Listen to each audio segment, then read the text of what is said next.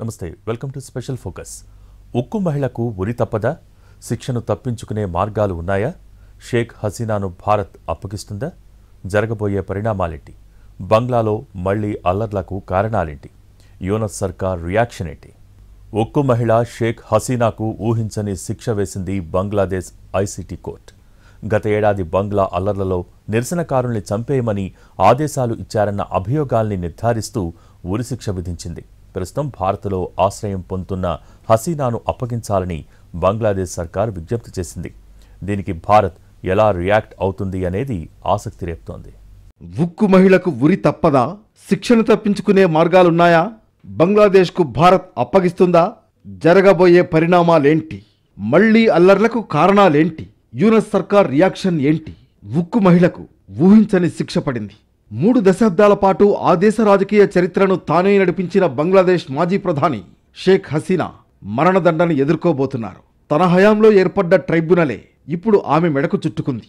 ప్రస్తుతం భారత్లో ఆశ్రయం పొందుతున్న హసీనా అప్పగింత వ్యవహారంపై బంగ్లాదేశ్ ప్రభుత్వం చకచకా పావులు కదుపుతోంది. ఆమెను భారత్ అప్పగిస్తుందా అనేది హాట్ టాపిక్గా మారింది. ఒకవేళ అప్పగించకపోతే ఏం జరగబోతుందనేది ఆసక్తి నెలకొంది.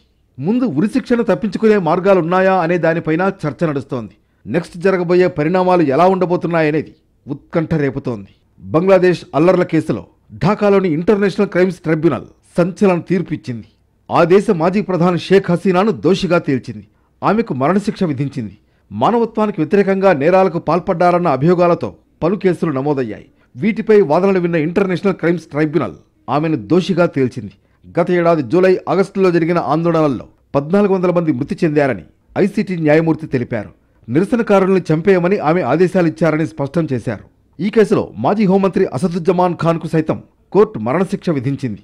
పోలీస్ మాజీ చీఫ్ చౌదరి అబ్దుల్లా అల్ మమూన్కు 5 ఏళ్ల జైలు శిక్ష విధిస్తూ తీర్పిచ్చింది. గతేడాది ఆగస్టు 5న ఢాకాలో నిరసనకారులపై ఆర్మీ కాల్పులు జరిపిందని, వారిపై హెలికాప్టర్లు, ప్రాణాంతక ఆయుధాలు ఉపయోగించాలని షేక్ హసీనా ఆదేశించారని మరో న్యాయమూర్తి తీర్పులో ప్రస్తావించారు.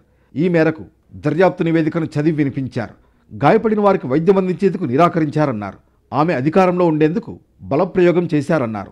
తీర్పు ఇవ్వడంలో ఏదైనా ఆలస్యం జరిగితే క్షమించాలని కోరారు జడ్జి. మరణశిక్ష విధించడాన్ని బంగ్లాదేశ్ మాజీ ప్రధాని షేక్ హసీనా ఖండించారు. ఈ తీర్పు మోసపూరితమైనదన్నారు. ప్రజాస్వామ్య విరుద్ధంగా ఏర్పడిన ప్రభుత్వం కుట్రపూరితంగా శిక్ష పడేలా చేసిందని విమర్శించారు. తనను తాను నిరూపించుకోవడానికి కోర్టు న్యాయమైన అవకాశం ఇవ్వలేదని ఆవేదన వ్యక్తం చేశారు షేక్ హసీనా. మానవ హక్కుల ఉల్లంఘనకు సంబంధించి ఇంటర్నేషనల్ క్రైమ్స్ ట్రైబ్యునల్ చేస్తున్న ఆరోపణల్లో నిజం లేదని ఆమె అభిప్రాయపడ్డారు. బంగ్లాదేశ్లో పేదరిక నిర్మూలన, విద్య, ఉద్యోగాలు, అభివృద్ధి వంటి విషయాల్లో తన హయాంలో ఎన్నో చర్యలు తీసుకున్నామన్నారు షేక్ హసీనా.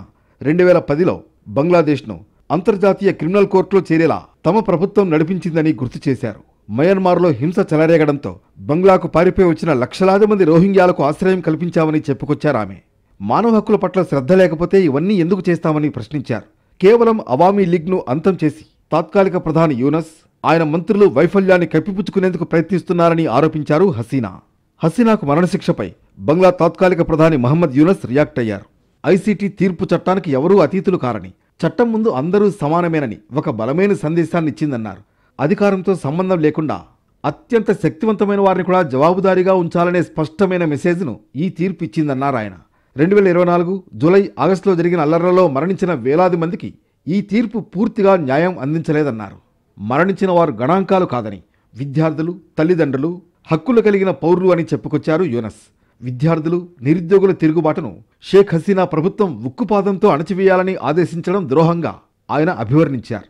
సంవత్సరాల తరబడి అణచివేత వల్ల దెబ్బతిన్న ప్రజాస్వామ్య పునాదులను పునర్నిర్మించుకునే అవకాశం బంగ్లాదేశ్కు ఇప్పుడు లభించిందని కామెంట్ చేశారు. ఇక షేక్ హసీనాను తిరిగి అప్పగించాలని బంగ్లాదేశ్ తాత్కాలిక ప్రభుత్వం భారత్ను కోరింది. ఆమెతో పాటు మాజీ హోంమంత్రి అసదుజ్జమాన్ ఖాన్ కమల్ను వెంటనే అప్పగించాలని విజ్ఞప్తి చేసింది. భారత్, బంగ్లాదేశ్ల మధ్య ఉన్న ద్వైపాక్షిక సంబంధాల ప్రకారం ఇద్దరు దోషులను తిరిగి అప్పగించాల్సిన బాధ్యత భారత్పై ఉందని స్పష్టం చేసింది. దోషులుగా తేలిని ఇద్దరు వ్యక్తులకు ఆశ్రయం కల్పించడం న్యాయాన్ని అందించకపోగా స్నేహపూర్వక సంబంధాలను దెబ్బతీస్తుందని అంటోంది. చట్ట వ్యతిరేక కార్యకలాపాలకు పాల్పడ్డ వారికి ఆశ్రయం కల్పించడం వంటి చర్యలు దౌత్యపరంగా సరైనది కాదని బంగ్లా లేఖలో రాసుకొచ్చింది. షేక్ హసీనాపై వెలువడిన తీర్పుకు సంబంధించి భారత విదేశాంగ శాఖ ఆచితూచి స్పందించింది. షేక్ హసీనాపై ట్రైబ్యునల్ తీర్పును భారత్ పరిగణనలోకి తీసుకుందని తెలిపింది. పొరుగు దేశంగా బంగ్లా ప్రజల ప్రయోజనాలకు భారత్ కట్టుబడి ఉందని చెప్పింది. బంగ్లాలో శాంతి, ప్రజాస్వామ్యం, సుస్థిరతకు భారత్ కట్టుబడి ఉందని తేల్చి చెప్పింది. అన్ని వర్గాలతోనూ ఎల్లప్పుడూ నిర్మాణాత్మకంగా వ్యవహరిస్తామని తేల్చి చెప్పింది. మరోవైపు తీర్పుకు ముందు తర్వాత బంగ్లాదేశ్లో మరోసారి హింస చెలరేగింది. ఢాకా సహా పలుచోట్ల హింసాత్మక ఘటనలు జరిగాయి. బంగ్లాదేశ్ వ్యాప్తంగా పలు ప్రాంతాల్లో ఆందోళనకారులు కార్లకు నిప్పంటించారు. చెట్లను అడ్డుగా పెట్టి ఓ జాతీయ రహదారిపై రాకపోకలకు ఆటంకం కలిగించారు.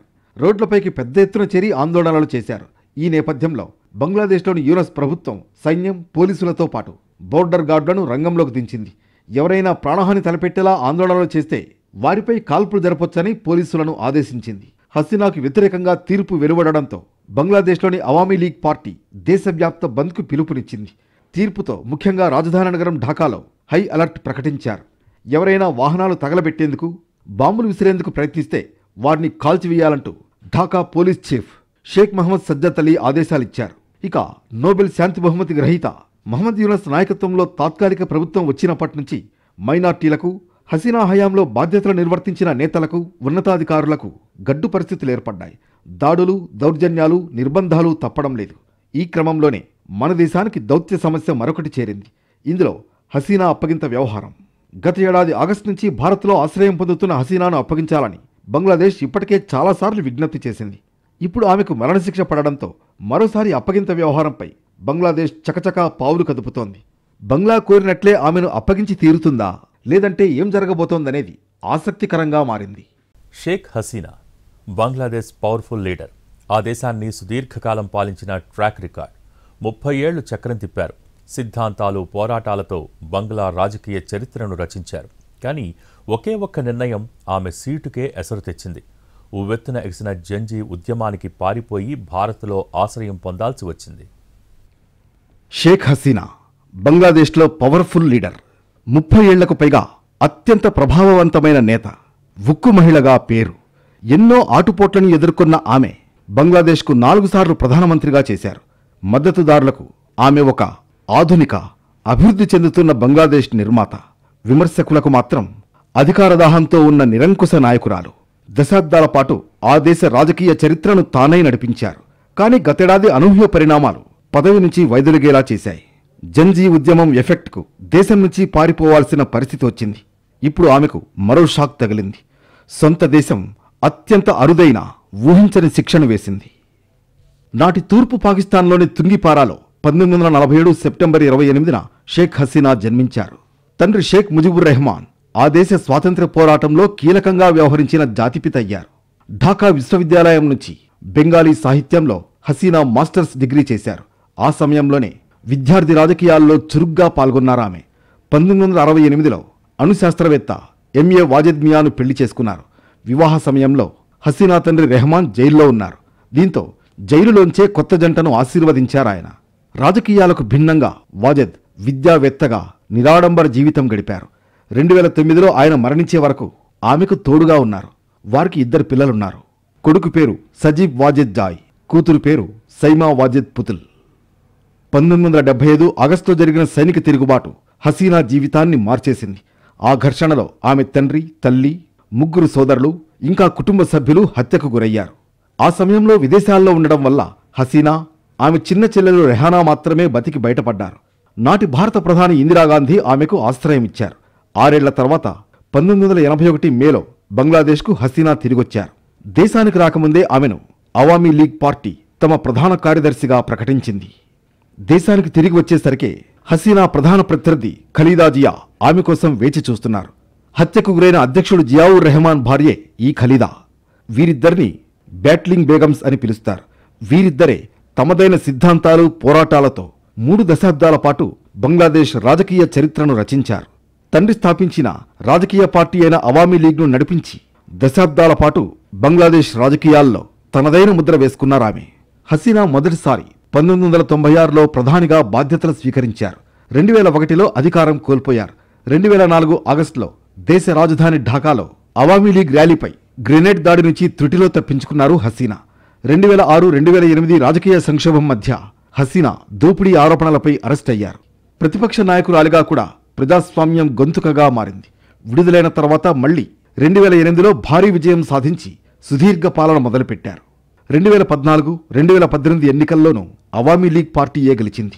దీంతో ప్రపంచంలోనే ఎక్కువ కాలం పాలించిన మహిళా నేతల్లో ఒకరిగా చరిత్ర సృష్టించారు షేక్ హసీనా. హసీనా పాలనలో బంగ్లాదేశ్ చాలా వేగంగా ఆర్థిక వృద్ధిని సాధించింది. పద్మావంతెన వంటి ముఖ్యమైన మౌలిక సదుపాయాల ప్రాజెక్టులు పూర్తయ్యాయి. పేదరిక నిర్మూలనలో దేశం పురోగమించింది. బంగ్లాదేశ్ ప్రపంచ వస్త్ర పరిశ్రమకు కేంద్రంగా మారింది. ఈ ప్రశంసలతో పాటే ఆరోపణలు, విమర్శలు ఎదుర్కొన్నారు. ఆమె ప్రభుత్వం అసమ్మతిని అణచివేసిందని, మీడియాపై ఆంక్షలు విధించిందని, ప్రతిపక్ష నాయకులను అరెస్టు చేసిందని, భద్రతా శక్తుల అధికారాలను పెంచిందనే ఆరోపణలు వెల్లువెత్తాయి. ప్రభుత్వ ఉద్యోగాల్లో కోటా వ్యవస్థను పునరుద్ధరించడాన్ని నిరసిస్తూ 2024 జూలైలో విద్యార్థులు ఆందోళనకు దిగారు. ఈ క్రమంలో పోలీసులు, విద్యార్థుల మధ్య జరిగిన ఘర్షణలో అనేక మంది మృతి చెందారు. జంజీ ఆందోళనలతో పరిస్థితి హద్దు దాటడంతో చివరికి హసీనా ప్రధాని పదవికి రాజీనామా చేసి గతేడాది ఆగస్టు 5న బంగ్లాదేశ్ని వీడి భారత్కొచ్చారు. అప్పట్నుంచి ఆమె ఢిల్లీలోని ఓ రహస్య ప్రదేశంలో ఉంటున్నారు. బంగ్లాలో మహమ్మద్ యూనస్ నేతృత్వంలో ఏర్పడ్డ మధ్యంతర ప్రభుత్వం అంతర్జాతీయ నేరాల ట్రైబ్యునల్ను పునరుద్ధరించింది. యుద్ధ నేరాలకు పాల్పడిన వారిని విచారించేందుకు ఆమె ఒకప్పుడు దీన్ని ఏర్పాటు చేశారు. ఇప్పుడు అదే ట్రైబ్యునల్ 2024 నాటి అల్లర్ల విషయంలో హసీనాపై మానవత్వానికి వ్యతిరేకంగా చేసిన నేరాల ఆరోపణలు మోపింది. నెలల తరబడి విచారణ జరిపి మరణశిక్ష విధించింది. అల్లర్లు, విద్యార్థులపై అణచివేత, హింస ఆరోపణల కారణంగా ఆమెను నిరంకుశ నేతగా, దోషిగా పేర్కొంటూ తీర్పిచ్చింది. ఎదుగుదలకు తోడ్పడిన దేశమే ఇప్పుడు హసీనా పతనాన్ని శాసించింది. విద్యార్థుల ఆందోళనలతో అనూహ్య రీతిన ప్రధాని పీఠం నుంచి దిగిపోయిన షేక్ హసీనా గతేడాది ఆగస్టు 5న బంగ్లాదేశ్ని వీడి భారత్కొచ్చారు.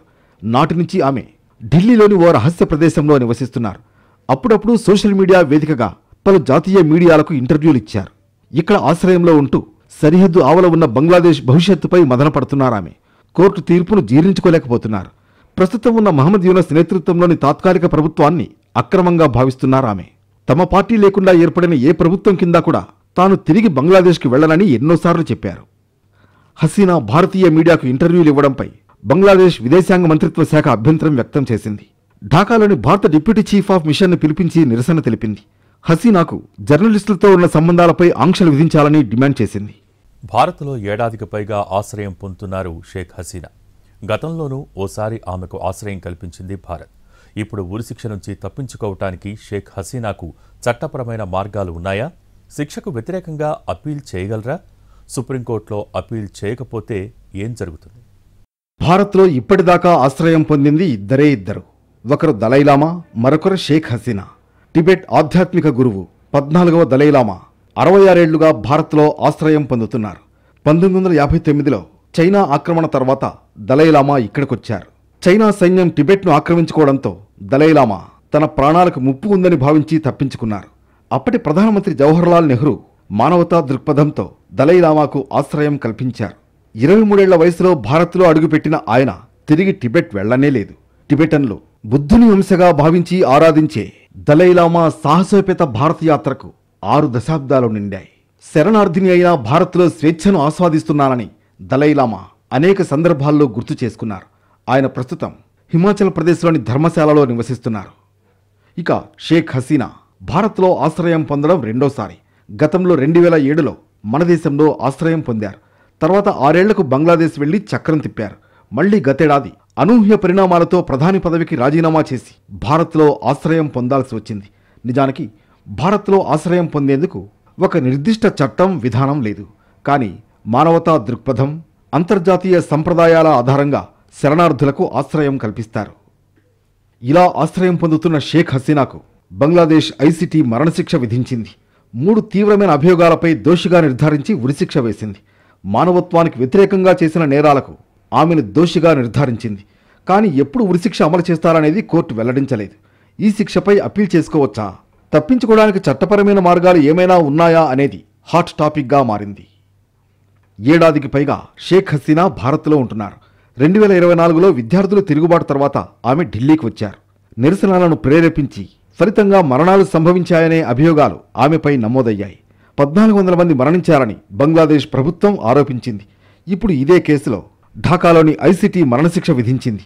అయితే షేక్ హసీనా ఈ శిక్ష నుంచి తప్పించుకోవడానికి చట్టపరమైన మార్గాలు ఉన్నాయా?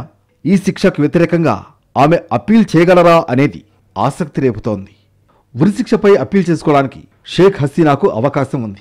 1973 ఐసీటీ చట్టంలోని సెక్షన్ 21 ప్రకారం ఆమె 60 రోజుల్లోపు బంగ్లాదేశ్లో ఈ తీర్పుపై అప్పీల్ దాఖలు చేయాలి. బంగ్లాదేశ్ సుప్రీంకోర్టు అప్లేట్ డివిజన్లో అప్పీల్ దాఖలు చేయాల్సి ఉంటుంది. ప్రస్తుతం హసీనా భారత్లో ప్రవాసంలో ఉన్నారు. దీంతో న్యాయవాదుల ద్వారా ఈ అప్పీల్ దాఖలు చేయవచ్చు. కానీ సుప్రీంకోర్టు ఆమెను కోర్టుకు హాజరు కావాలని కోరే ఛాన్స్ లేకపోలేదు. ఒకవేళ హసీనా 60 రోజుల్లోపు బంగ్లాదేశ్ సుప్రీంకోర్టులో మరణశిక్షపై అప్పీల్ చేయకపోతే అదే తుది శిక్ష అవుతుంది. అంటే ఈ శిక్షను అమలు చేయాలని పరిగణిస్తారు. అప్పీల్ విజయవంతమైతే మాత్రం కొత్త విచారణ లేదా శిక్ష తగ్గింపునకు అవకాశం ఉంది. బంగ్లాదేశ్ ఐసీటీ తీర్పును నేరుగా ఐక్యరాజ్యసమితి మానవ హక్కుల కమిటీకి లేదా న్యాయమైన విచారణ సమస్యలపై ఫిర్యాదు దాఖలు చేసిన ఇతర అంతర్జాతీయ సంస్థలకు కూడా అప్పీల్ చేయవచ్చు. కానీ ఇది చట్టపరమైన అప్పీల్గా పరిగణించరు. మానవ హక్కుల ఉల్లంఘన ఫిర్యాదు అవుతుంది. ఇది శిక్షను నిలిపివేయడం లేదా రద్దు చేయలేదు. ఐసీటీ అంటే బంగ్లాదేశ్ దేశీయ ట్రిబ్యునల్ అని అర్థం. మానవత్వానికి వ్యతిరేకంగా నేరాలు, యుద్ధ నేరాలను విచారించడానికి దీన్ని ఏర్పాటు చేశారు. ఐసీటీ ట్రిబ్యునల్ బంగ్లాదేశ్ జాతీయ న్యాయ వ్యవస్థలో ఒక భాగం. జాతీయ ట్రిబ్యునళ్లలో దోషులుగా తేలిన నిందితులకు అప్పీల్ చేసుకునే హక్కును ఇది అందిస్తుంది. నిజానికి ఇది హసీనా ఏర్పాటు చేసిన కోర్టు. ఇప్పుడు అదే ఆమె మెడకు చుట్టుకుంది. యూనస్ నేతృత్వంలోని తాత్కాలిక ప్రభుత్వం అధికారంలోకి వచ్చిన తర్వాత భారత్ బంగ్లాదేశ్ ద్వైపాక్షిక సంబంధాలు దెబ్బతిన్నాయి. హసీనా అప్పగింత అభ్యర్థనపై ఎటువంటి చర్య తీసుకోలేదు. భవిష్యత్తులోనూ ఈ విషయాన్ని భారత్ లైట్ తీసుకునే అవకాశం లేకపోలేదు. దీంతో బంగ్లాదేశ్ ఏం చేస్తుందనేది ఆసక్తి రేపుతోంది. మనతో యుద్ధానికి దిగే సీన్ ఆ దేశానికి లేదు. అంతర్జాతీయంగా ఒత్తిడి తేవడం తప్ప మరో మార్గం లేదు. మరోవైపు బంగ్లాదేశ్లో నెలకొన్న రాజకీయ సంక్షోభం మరోసారి తీవ్ర ఉద్రిక్తతలకు దారితీసింది. పేలుళ్లు, హింసాయుత ఘటనలు చెలరేగాయి. మాజీ ప్రధాని షేక్ హసీనా ప్రభుత్వం కూలిపోయి మహమ్మద్ యూనస్ నేతృత్వంలో తాత్కాలిక ప్రభుత్వం ఏర్పడిన తర్వాత కూడా దేశంలో అస్థిరత కొనసాగుతోంది. హసీనా ప్రభుత్వాన్ని కూలదోసిన యువశక్తి ఇప్పుడు మహమ్మద్ యూనస్ నేతృత్వంలో నడుస్తున్న ప్రభుత్వంపైన తిరగబడింది. గత ప్రభుత్వం చేసిన తప్పే యూనస్ తాత్కాలిక ప్రభుత్వము చేస్తోందని ఆందోళనకు దిగింది. పాఠశాలల్లో మ్యూజిక్, పీఈటీ టీచర్ పోస్టులను రద్దు చేయడంతో ఈ తిరుగుబాటు మొదలైంది. తర్వాత ఢాకా నుంచి చిట్టగాంగ్ వరకు దేశవ్యాప్తంగా అన్ని యూనివర్సిటీల క్యాంపస్లకు నిరసనలు పాకాయి. షేక్ హసీనాకు చెందిన అవామీ లీగ్ పార్టీ ఢాకా బంద్కు పిలుపునివ్వడంతో బంగ్లాదేశ్లో పెరుగుతున్న అశాంతికి ఆజ్యం పోసింది. దీంతో ఢాకా ఎంట్రీ పాయింట్ల దగ్గర అనేక చెక్పోస్టులు ఏర్పాటు చేశారు. ఇప్పుడు జరుగుతున్న హింసాత్మక ఘటనల వెనుక యూనస్ తాత్కాలిక ప్రభుత్వంపై పెరుగుతున్న వ్యతిరేకత ఉంది. దీంతో పాటు అవామీ లీగ్ తిరిగి అధికారంలోకి రావడానికి చేస్తున్న ప్రయత్నాలు ఉన్నాయి. వాస్తవానికి షేక్ హసీనాని గద్దెదించడానికి ప్రధాన కారణమైన విద్యార్థి నాయకత్వంలోని నిరసనకారులు యూనస్ ప్రభుత్వంపై తీవ్ర అసంతృప్తితో ఉన్నారు. ప్రభుత్వం తీసుకొచ్చిన జూలై నేషనల్ చార్టర్లో గతేడాది నిరసనల్లో మరణించిన వారి కుటుంబాలకు క్షతగాత్రులకు గుర్తింపు, ఆర్థిక సాయం, పునరావాసం అంశాలపై తగిన స్పష్టత, ప్రాధాన్యత లేదని ఫైర్ అవుతున్నారు. యూనస్ ప్రభుత్వం ఇస్లామిస్ట్ తీవ్రవాద సంస్థలకు, హసీనా పాలనలో జైలు పాలైన బీడీఆర్ తిరుగుబాటుదారులకు, శిక్ష పడిన ఇస్లామిస్ట్ నాయకులకు స్వేచ్ఛ కల్పించడం సైన్యంలోనూ ప్రజలలోనూ ఆందోళన కలిగిస్తోంది. ఇది దేశంలో ఉగ్ర కార్యకలాపాలు పెరగడానికి దారితీసింది. ఎన్నికల నిర్వహణలో యూనస్ సర్కార్ జాప్యం చేయడం, వివాదాస్పద ఖైదీలను విడుదల చేయడం, సైనిక సలహాదారు నియామకం లాంటి అంశాలపై యూనస్కు, army chief general walker uz జమాన్కు మధ్య విభేదాలు వచ్చాయి. ప్రధానంగా షేక్ హసీనా పార్టీ అవామీ లీగ్ను రాబోయే ఎన్నికల్లో పోటీ చేయకుండా నిషేధించడం ప్రజాస్వామ్యంపై నీలి నీడలు కమ్ముకునేలా చేసింది. 40% ఓట్ల వాటా కలిగిన ప్రధాన పార్టీని బ్యాన్ చేయడం సంక్షోభాన్ని మరింత పెంచింది. యూనస్ ప్రభుత్వం హసీనా అనుకూల నాయకులను, కార్యకర్తలను అణచివేయడం, వారిపై కేసులు పెట్టడంతో అవామీ లీగ్ ఆందోళనలు చేసింది. మహమ్మద్ యూనస్ నేతృత్వంలోని తాత్కాలిక ప్రభుత్వం మైనార్టీలపై అణచివేత, ఇస్లామిస్ట్ శక్తులకు మద్దతు లాంటి చర్యలకు పాల్పడుతోందని ఆరోపించింది. యూనస్ రాజీనామా చేయాలని డిమాండ్ చేస్తున్నారు ఆ పార్టీ నేతలు. ఎన్నికల్లో పోటీ చేయకుండా నిషేధించడం ప్రజాస్వామ్యానికి విరుద్ధమని, వెంటనే ఆ నిషేధాన్ని ఎత్తివేయాలనే డిమాండ్లతో బంగ్లాదేశ్లో మళ్లీ హింస చెలరేగింది. వచ్చే ఏడాది మొదట్లో బంగ్లాదేశ్ జాతీయ ఎన్నికలకు సిద్ధమవుతున్న తరుణంలో అల్లర్లు చెలరేగాయి. దీంతో పొలిటికల్ హీట్ మరింత పెరిగింది. ఇటీవలే షేక్ హసీనా భారత మీడియా సంస్థలకిచ్చిన ఇంటర్వ్యూలు బంగ్లాదేశ్లోని యూనస్ ప్రభుత్వాన్ని మరింత కలవరపెట్టాయి.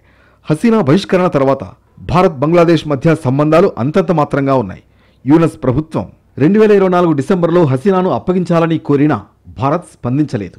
ఇప్పుడు ఐసీటీ తీర్పుతో మరోసారి అభ్యర్థించింది. కానీ భారత్ రియాక్ట్ కాలేదు. ఇక హసీనా కూడా తాను బంగ్లాదేశ్కు తిరిగి రావాలంటే ముందుగా భాగస్వామ్య ప్రజాస్వామ్యాన్ని పునరుద్ధరించాలని, అవామీ లీగ్ పార్టీపై నిషేధం ఎత్తివేయాలని కోరుతున్నారు. స్వేచ్ఛాయుతమైన, పారదర్శకమైన ఎన్నికలు నిర్వహించాలని కోరారు. మొత్తానికి ఇప్పుడు ఏం జరగబోతోంది? పరిణామాలు ఎలా ఉంటాయనేది ఉత్కంఠ కలిగిస్తున్నాయి. హసీనాను భారత్ అప్పగించకపోతే బంగ్లాదేశ్ ముందున్న మార్గాలు ఏంటనే దానిపైన ఆసక్తి నెలకొంది.